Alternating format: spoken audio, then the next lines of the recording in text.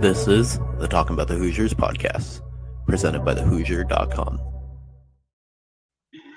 We are back for another edition of the Hoosier.com postgame wrap-up, and the Indiana Hoosiers have taken down Purdue 72-67 in the first rivalry matchup of the Darren DeVries era. A lot of this, Kyle, you're there. There's been a lot of talk about this team, disappointing struggles, up until the Rutgers game, had lost 4 straight. Indiana finally got that signature win they've been searching for all year now. Yeah. Apologies if the audio is not too great, guys. So obviously the great Don Fisher's talking behind me. But no, I mean, Indiana, I think from the start, even before the game, the vibes just felt really high. And I think a lot of it had to do, obviously, with Indiana fans are still riding off that national championship with the football team, Kirk Cignetti, and a lot of the team, a lot of the returning guys were in attendance today, and then they presented the trophy right before tip-off happened. But I just felt like, for the first time, like against like these like quad one type of opponents that Indiana's had, Indiana started off the game and just played with purpose. They were aggressive. They were attacking. I mean, on both ends of the floor. I thought defensively, throughout pretty much the whole entire game, except for obviously those few runs that Purdue kind of sprinkled in the late in the second half. But I thought Indiana was just so good at pressuring Braden Smith. For him to get it when he was getting in lanes, as soon as he was in traffic, I mean, the pressure was on, and there was a lot of hands in his face, and a lot of guys just going after the basketball. We're really wanting to bite that basketball and get it and get some stops. But, obviously, I think offensively, you got to start with Nick Dorn, who started off really, really hot, continued really, really hot, finished with 18 points. Lamar Wilkerson finished with 19 points. Those guys both scored in double figures. Made some really good plays, throughout the whole entire game. And then Connor Enright hitting the biggest three of Indiana's season to put them up, within, a 2-possession game where Purdue didn't have enough time, because you kind of felt like Purdue obviously had one final punch left in them and stuff, but they just didn't have it. But you look at all the struggles that Indiana's had. They've won back-to-back games in pretty good fashion. They played some really good basketball these last 2 games, and this could be the start of them to finally start, tallying a lot of wins and start getting a lot more quad one wins. It's their very first quad one win of the season, and Darren DeVries is 1-0 against Purdue. You really can't ask for just a better night than that. Yeah, I mean, there's a lot of stuff you talked about I want to get to. 3 straight losses now for Purdue. Like, they are, this is, the low point in their season, obviously, losing to Indiana in this fashion. But Indiana controlled the game from the get-go. It wasn't one of those things where, it felt like Indiana was lucky to be hanging around. They dictated how the game was played. They played, we talk about how small this team is compared to others, like other Big Ten teams especially. They did lose the rebounding battle, but they battled. I mean, they matched the physicality of Purdue and did a really good job in that department to, stay competitive on the boards when that's been a problem for most of this year. And then Braden Smith, his struggles in Assembly Hall continue. It just feels like he did score in double figures for the first time in Assembly Hall. But yeah, go ahead. Sorry. No, I mean, it's weird because with him, I mean, he came into this game averaging 15 and 9, had 14 points on 6 for 14, and just 5 assists, 4 turnovers. Even under Woodson, Indiana has done an excellent job at containing Braden Smith. I mean, he is the best point guard in the Big Ten, one of the best, if not the best point guard in the country. And every single time he comes to Bloomington, it's a struggle for him. And now he has, as a Purdue player, he has a losing record against Indiana, which, the last 4 or 5 years, it hasn't been the best for Indiana basketball, and still a winning record against Purdue, which is good to see. Don't fact check me on this one. I mean, you can if you want to, but I think Indiana, or I think the Purdue seniors are like, it's some kind. They do have a losing record against 3 and 4.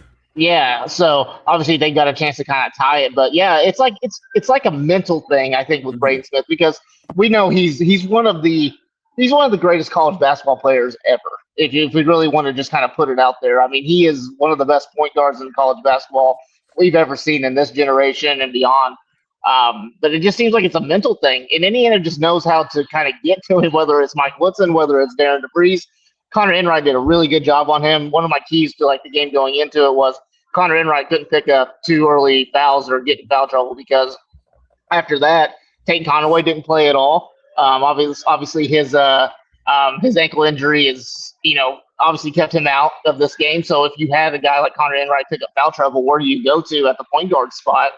And that was just kind of really tough. I do want to kind of circle back a little bit. Indiana controlled the game. There was a point in time at the midway point, around like the 7-minute mark of the first half, where Purdue felt like they got the lead up to like 23-19, something like that. And you felt like a big run was going to happen with Purdue. But I'm going to give Coach DeVries a ton of credit. The timeout that he called at the 7:03 mark for Indiana, just right after that, exploded to a 15-2 run, may have even been better than that. That really just changed the game. And then from that standpoint, it felt like Indiana did have control of the game, even though Purdue obviously, made some plays down the stretch. TKR, Trey Kaufman-Brenn, he was getting to the free throw line. He was, using that really soft, sky hook that he has. And Indiana was just struggling with that. But I also want to give a shout out to Tucker DeVries. He finished with how many points did he finish with? Can't find him. Nine points. But it was just the fact that where he was all over the floor, right? And it was, he finished with 10 rebounds again. That's back-to-back games with 10 rebounds. He was really aggressive at that end. I thought defensively he was really good. And he was kind of playing as that leader that Indiana has needed from him. And I also want to give a small shout out to Josiah Miles. I thought he came in. Obviously, he's been kind of in and out of the rotation a lot, but he came in with big minutes with Tate Conaway, not available. And I thought he was really good when it came to just disrupting passing lanes and his length just being a factor defensively on the wing. So I just think overall it was a great team effort. And obviously the bigs, you mentioned it, they battled as well. Reed Bailey and Sam Alexis did some really good things on the floor, especially Reed Bailey. I think that he's just been playing really good basketball as of late, and he's kind of stepped up where Indiana needs him to step up at. But I thought it was just a balanced effort. It was a win that Indiana desperately needed, and they played really desperate tonight, and it resulted in a win. Yeah, Connor Enright too. Played 40 minutes tonight. He did everything. It felt like knocked down some big free throws late. Had the biggest shot of the game with that 3 with just over a minute left, which kind of gave Indiana the breathing room they needed. 8 assists. So he taking Conaway out, and Indiana needed him to step up. They need him to stay out of foul trouble, even while guarding Braden Smith for the entire game, and he did that. 0 fouls for Connor Enright while guarding Braden Smith. I think that I think that's one of the most impressive things about it. Braden Smith came to this game, I think, averaging around 3 free throws a game. Not the best at getting to the free throw line, but he had been. Yeah. In Indiana, he didn't get a single free throw attempt. Lamar Wilkerson, too. We've talked about him. Didn't really shoot the ball well, 2 for 9 from 3, but 19 points, 7 rebounds, 3 assists. Had a couple, that assists that weren't finished either. He did a ton as a passer. And then we got to talk more about Nick Dorn. Nick Dorn as a starter has been a revelation for this team. And it feels like Indiana is a much better team when he starts. And that kind of begs the question. I don't know if you can bring him back off the bench. I think Nick Dorn has to start for this team moving forward. I don't know if you agree with me, Kyler, but if he is starting, is it Connor Enright starting, or is it Tate Conaway gets his starting spot back and Enright off the bench? Well, that's just kind of the nature of the beast in a lot of ways. I do agree. I think Nick Dorn probably needs to be in the starting lineup because it's worked the last 2 games. You have a small sample size, and it works. Indiana, with that, you're running a lot more Nick Dorn and Tucker DeVries and Lamar Wilkerson lineups, and it just spaces the floor so well. And it's tough in a situation because Tate Conaway, obviously, he's a senior. This is his last year and stuff, but sometimes you got to have those uncomfortable conversations. Tate Conaway is still going to be a factor with this team. He's the best pretty much creator on this team. He's really the only guy that has that quick burst going down speed that can change direction and stuff. But you can't punish Connor Enright. He's been playing really good basketball as of late. He's not a true point guard, but he stepped up in that way. He stepped up in that way where Indiana needs him to. I think if you're Coach DeVries, even when Tate Conaway is back to fully healthy, which you just never know with an ankle injury, when that's going to be, I think you have to have that tough conversation. Look, this is working right now. We're going to have to run with this. And I think that's what Indiana is going to do. And I think that's going to be the more successful lineup moving forward for Indiana. So, I mean, it's resulted in 2 wins right now, one dominant win over Rutgers, who almost beat Michigan State, by the way, tonight. They came very close to, got into overtime, and the wheels kind of fell off. But Indiana's dominated one of the worst teams in the Big Ten, and they just beat arguably, I guess, one of the best teams in the Big Ten. Yeah, I mean, I kind of go back and forth with it between Caden Conaway and Enright. I think either one, whoever starts, I think they both can, play this role. I think when I look at, Enright versus Conaway, and this isn't even a knock on Enright, it's more of a compliment to him. I think he can be more effective off the bench in the sense of with his energy, change of pace, pushing the floor, ball pressure especially. So it's one of those things, do you want to start the game with that kind of energy, or do you want it as kind of a change up? And that's not to say Caden Conaway can't do those things too, because he can. So, it's a good problem for Darren DeVries to have. But I guess moving forward for this team, 4 straight losses, then you beat Rutgers, arguably one of the worst teams in the Big Ten. I know they, almost beat Michigan State, but, almost. They didn't get the win. But then you beat Purdue, who, again, Purdue's, it's their 3rd straight loss. They've been struggling. It is still a really good win. And you finally have that quad 1 win. But I guess moving forward, Indiana basketball, there's still, a lot to do for this team moving forward. You have the West Coast trip. You go to UCLA and USC on Saturday, and then next Tuesday. Feels like Indiana probably needs to win both of those, and then you have Wisconsin.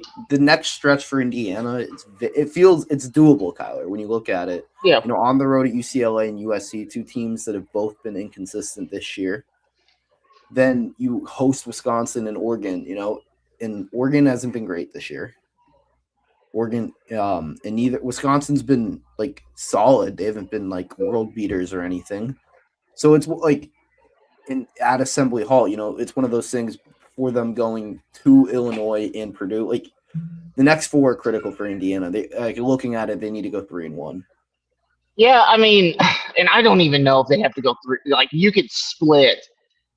You could split that West Coast trip, I think. Obviously, UCLA is a much better team than what USC is. So you don't really want to lose the USC, but you can obviously make up for it if you do versus UCLA. But yeah, I would agree. I think the opportunity is there. I think Indiana has got a full month to kind of get those quad 1 wins. I've said it before, and you don't need a winning record when it comes to quad 1 wins. You just need to get a few of them, 3 or 4. Indiana just needs to avoid bad losses, protect home floor as best as they can, find some road wins here and there, and maybe you have to go into the Big Ten tournament with not as much pressure going into it. Maybe a win here and there would kind of help that in the Big Ten tournament, but there's tons of opportunity for Indiana. I mean, it started with Rutgers last Friday. They took care of business there, and then they beat a really good Purdue team who's going to be – I know they're struggling right now, but they'll be good come tournament time. So I think with that final buzzer, that might be the wrap on here. So yeah, not much else for us, I guess. But it is looking ahead. There is opportunities for this Indiana team to, I guess, get back into the, they're not even in the bubble conversation right now, but it's an opportunity for them to get into the bubble conversation and then get onto the right side of the bubble. But what's coming up for us, Kyler, we got a podcast coming this week. Let's do it.